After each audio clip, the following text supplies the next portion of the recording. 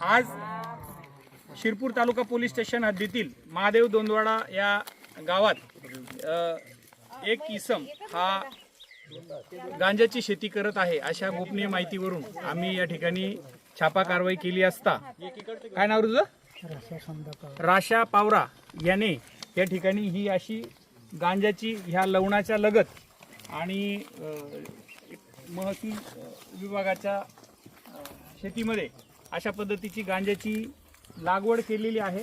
आपण मध्येपर्यंत जाऊन बघू शकतो की अशा पद्धतीने थोड्या प्रमाणात काही ठिकाणी कापूस व काही ठिकाणी गांजा अशा प्रकारे हे लावलेला आहे। हा अजून जो गांजा होता हा आता आपण मजुरांच्या साहाय्याने या ठिकाणी उपटून घेतलेला आहे हे गांजा।